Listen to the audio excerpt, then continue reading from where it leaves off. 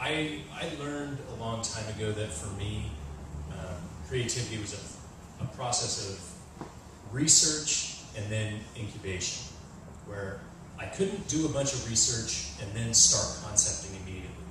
I had to go off and spin off and do all kinds of different research and follow the tangents and, sometimes not even think that I'm doing the research anymore because I'm following some weird thing that I just learned about, and this is really interesting to me, and I'm way off over here.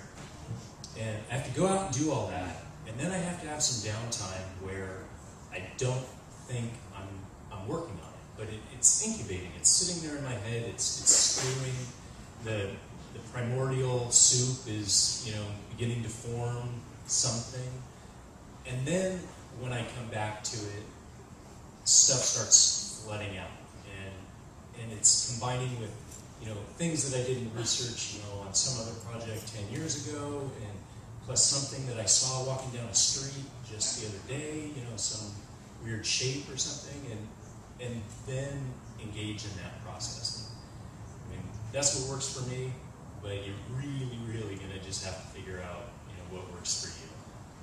A lot of the things that come up in concepting are your own personal experiences. So, the more you experience, the more you bring to any particular project. So, we study the craft, we study what other people are doing. Certainly study what's happening in your generation and what's happening in our generation.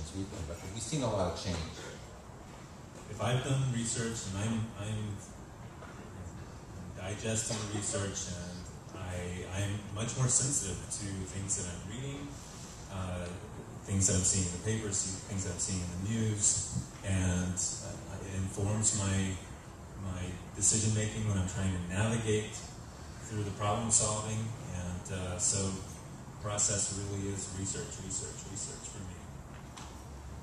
So to add to some of that, I think when you find a good VP of Marketing Communications who's got a real strong hand in a corporation to make decisions, it allows you a great pathway to bring good branding and communication tools to big companies.